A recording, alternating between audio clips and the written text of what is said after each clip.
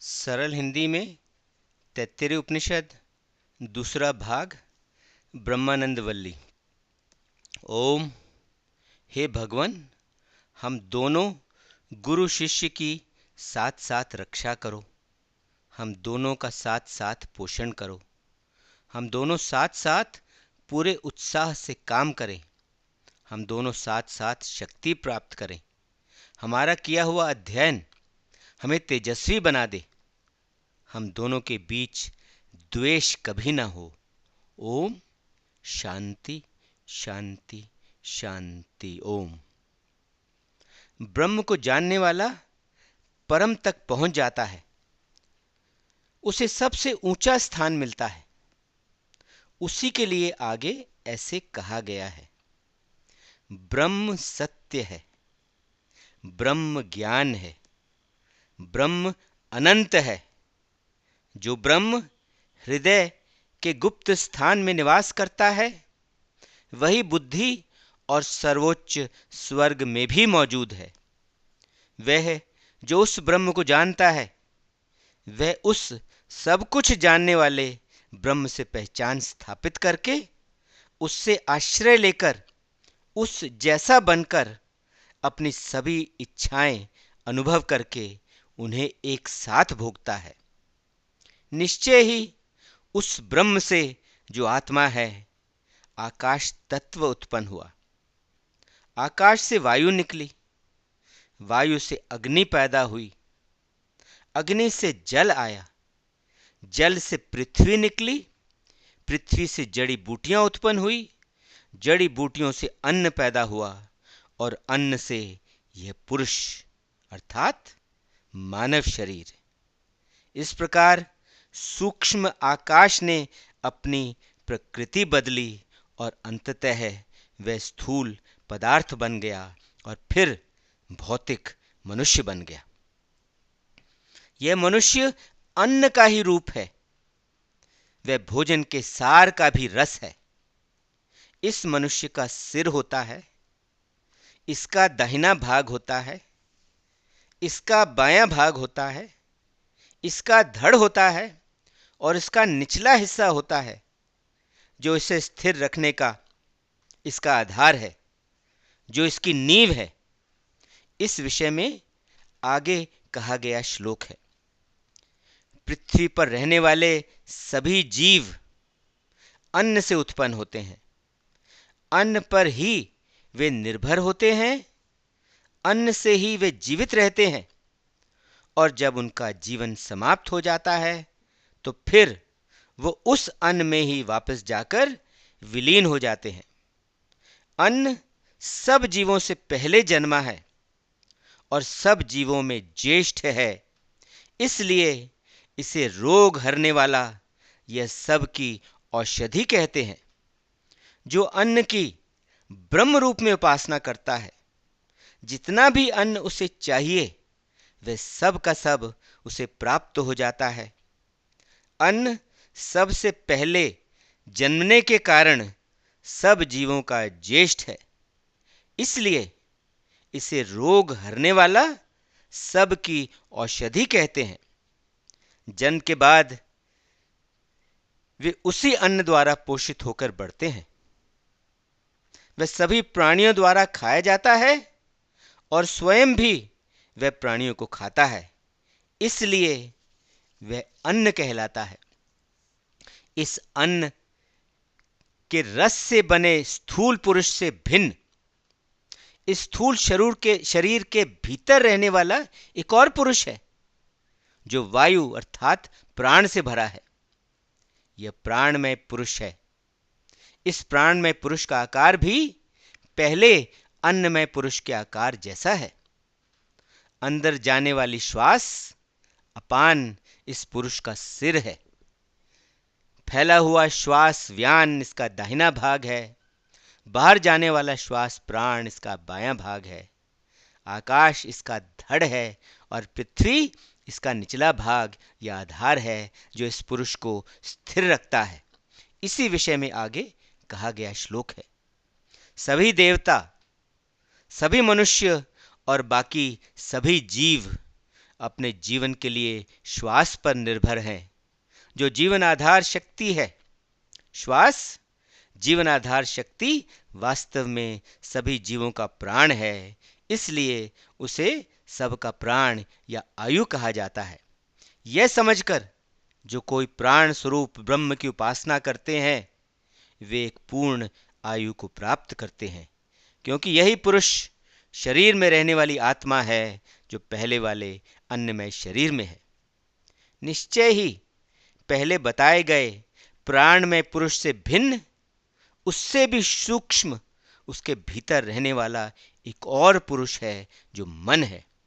वो बाद वाला मनोमय पुरुष जो पहले प्राणमय पुरुष में पूरी तरह भरा है, उसका आकार भी पहले वाले पुरुष के आकार जैसा है।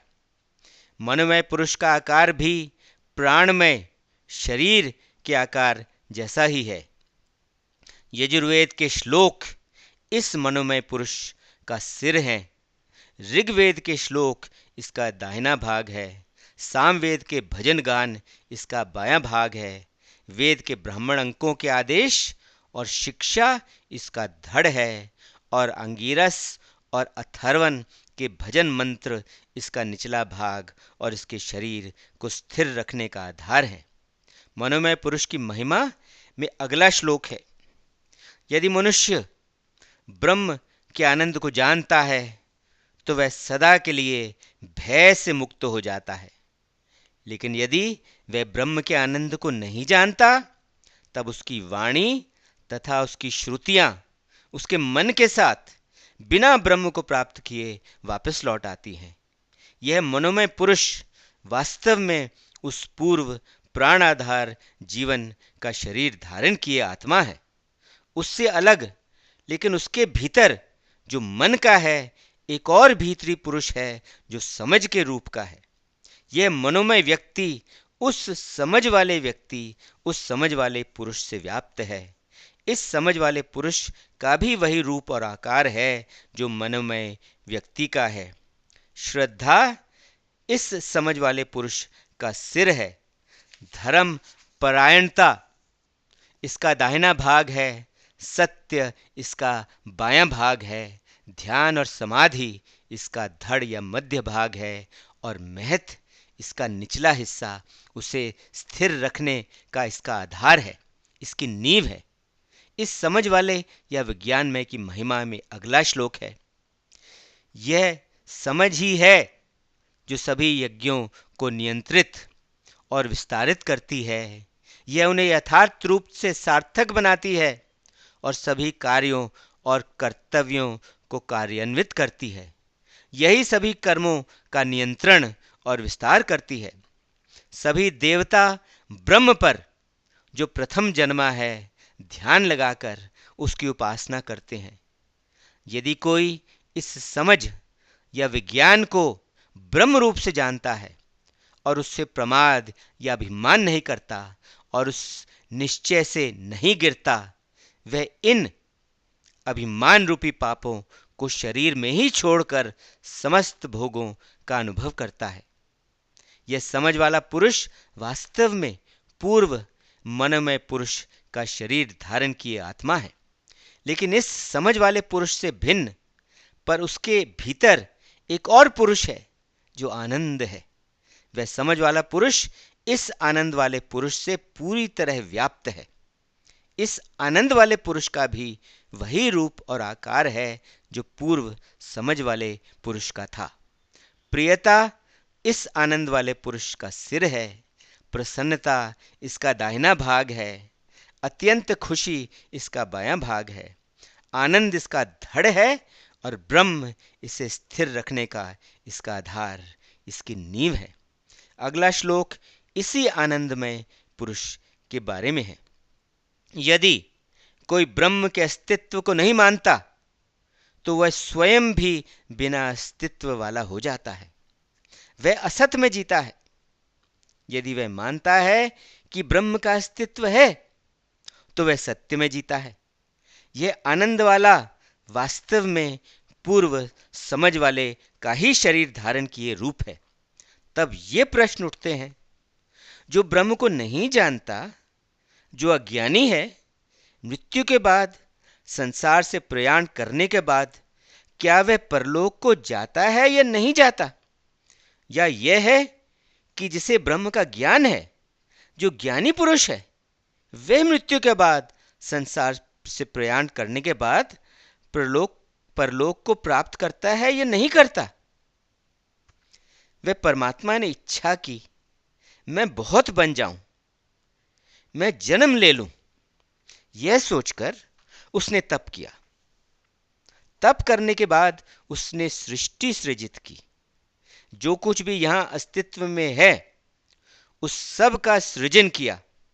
सब कुछ सृजन करने के बाद उसने उस सब में प्रवेश किया।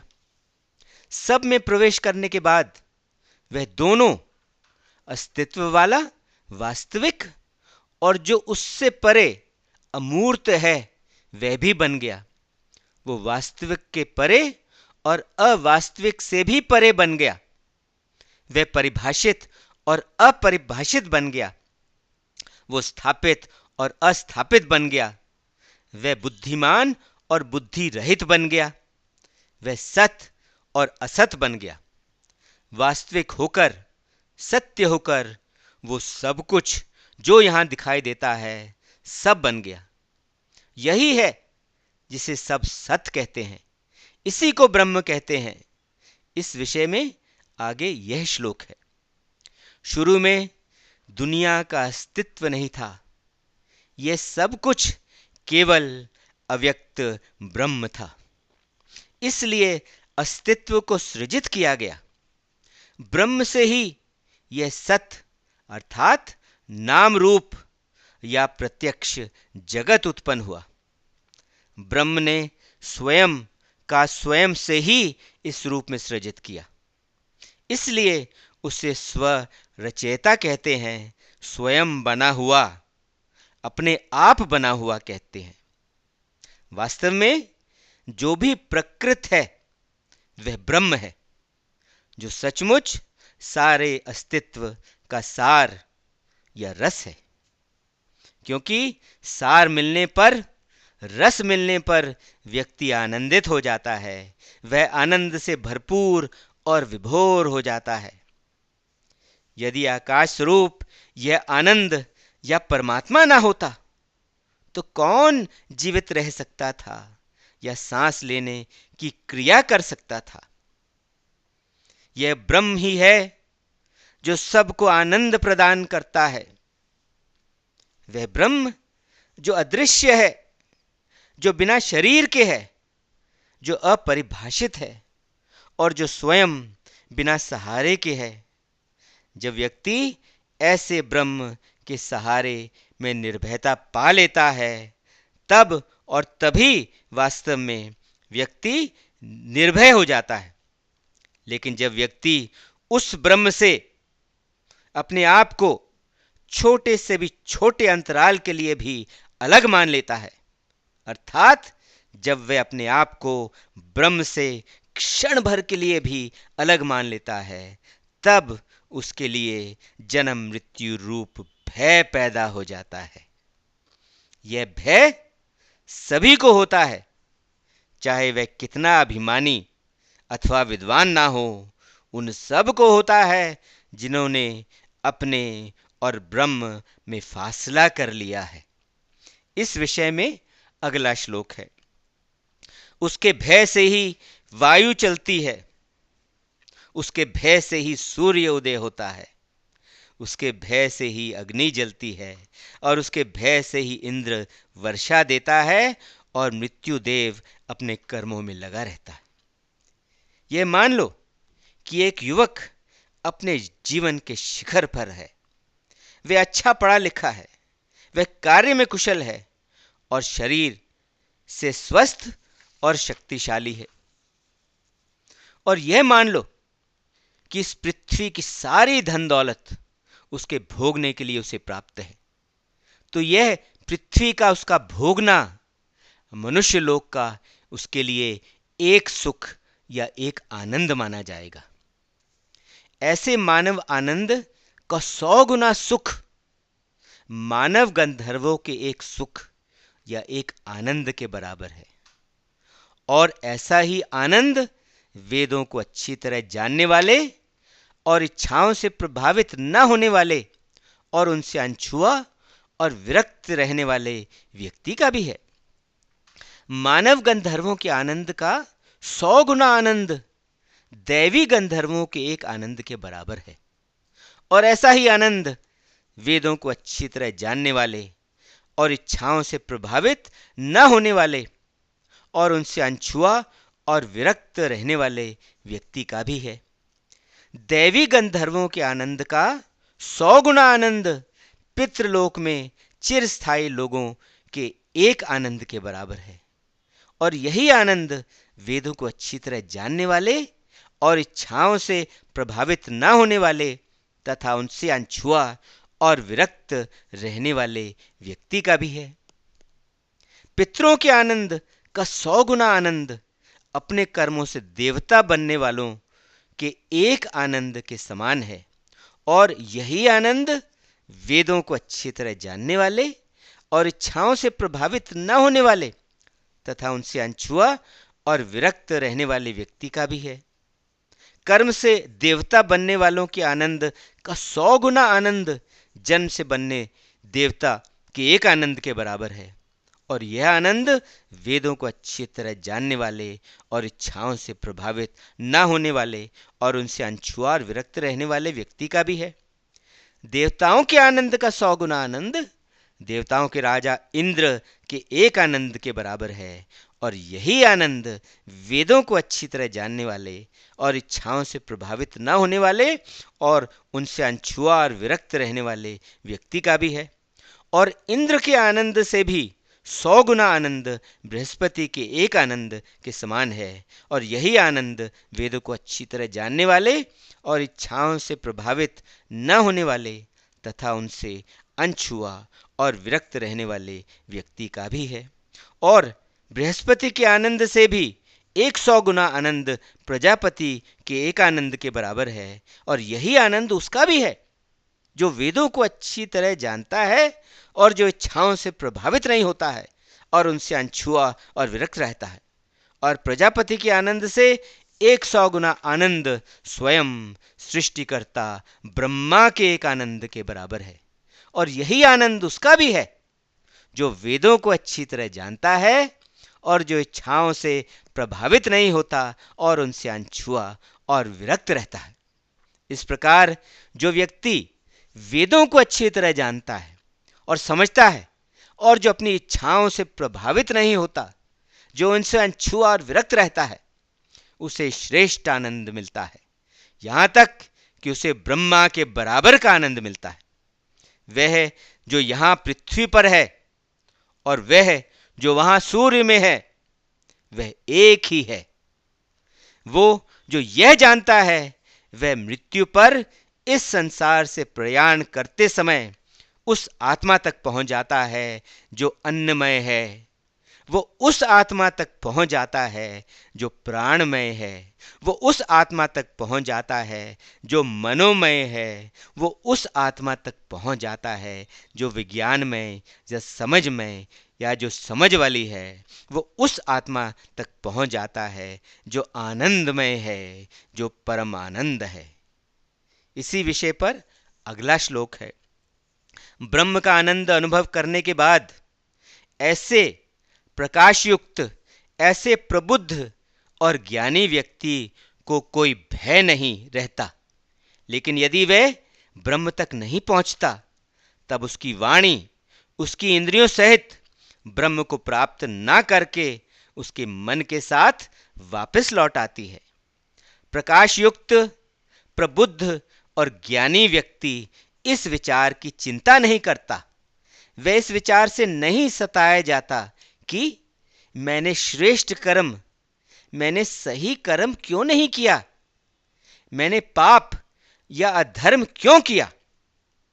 जो ब्रह्म को जानता है वह अपने आप को ऐसे विचारों से बचाता है। उसे ऐसे विचार आते ही नहीं। वह वास्तव में अपने आप को इन दोनों से बचाता है जो यह जानता है। प्रकाश युक्त, प्रबुद्ध और ज्ञानी व्यक्ति सही और गलत, पुण्य और पाप की चिंता से ग्रस्त नहीं होता। उसे किसी का भी पछतावा या संताप नहीं होता। सत्य उसे सभी प्रतिबंधों से सत्य उसे सभी बंधनों से मुक्त कर देता है और वह सभी प्रतिबंधों और सभी बंधनों को पार कर जाता है। ऐसा यह गुप्त सिद्धांत है, ऐसा यह रहस्य है। ब्रह्मानंद वल्ली समाप्त। तैत्तिरीय उपनिषद का दूसरा भाग समाप्त। ओम शांति शांति शांति। ओम।